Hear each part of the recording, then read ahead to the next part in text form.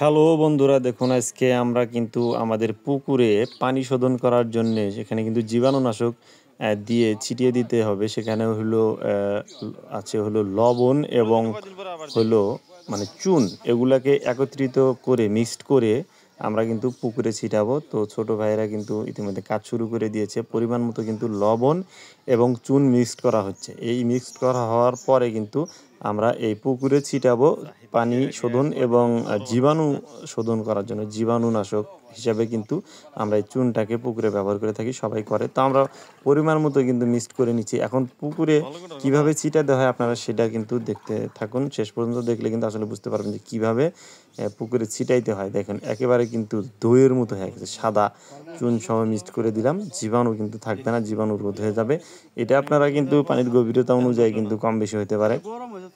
4 fit গভীর হলে কিন্তু সেখানে শতকে কিন্তু 1 কেজি হারে কিন্তু চুন এবং লবণ মিক্সড করতে হয়। তো আপনারা সেই পরিমাণ মতো করে নেবেন। পানির যদি গভীরতা বেশি হয় সেই হিসেবে আপনারা বেশি করে নেবেন।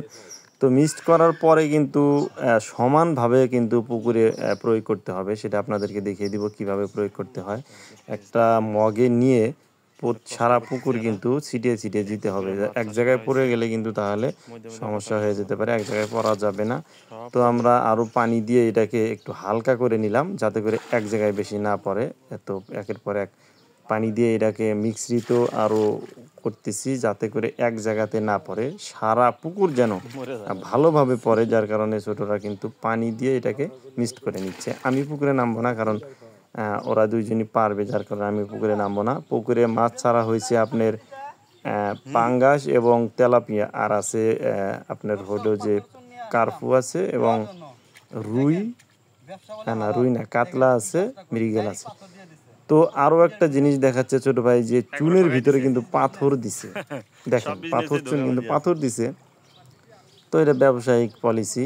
তো এই দেখুন ছোটরা কিভাবে এই যে পুকুরে পানি মানে সেই চুনওয়ালা পানি ছিটাচ্ছে, পুকুরে সাঁতরে সাঁতরে কিন্তু তারা পানি ছিটাচ্ছে। তো ছোটরা এইবারই প্রথম এই উদ্যোগটা নিয়েছে যে মাছ চাষ করার। তো দেখি আসলে কীরকম হয় এবছর। যদি ভালো আয় বা ভালো লাভ যদি হয় তাহলে পরবর্তী বছরে কিন্তু আমরা আরও বেশি পরিমাণে বা ভালোভাবে কিন্তু আমরা এই মাছ চাষে আগ্রহী হব। তো আপনারা যদি কোনো এই মাছ চাষ বিষয়ে যদি কোনো প্রশ্ন থাকে বা কোনো মন্তব্য থাকে আমাদেরকে জানাতে পারেন, তাহলে অনেক উপকৃত হব।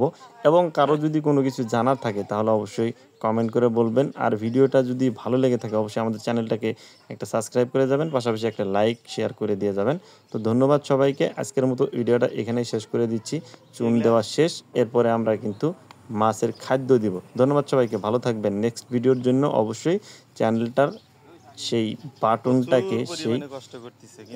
বাটনটাকে কিন্তু আপনারা ট্যাপ করে দিয়ে দিবেন, যাতে করে আপনার পরবর্তী ভিডিওটা নোটিফিকেশন সাথে সাথে আপনাদের কাছে চলে যায় এবং ভিডিওটা যেন আপনারা পান।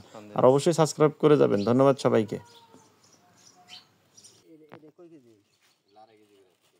এগুলা কি লবণ?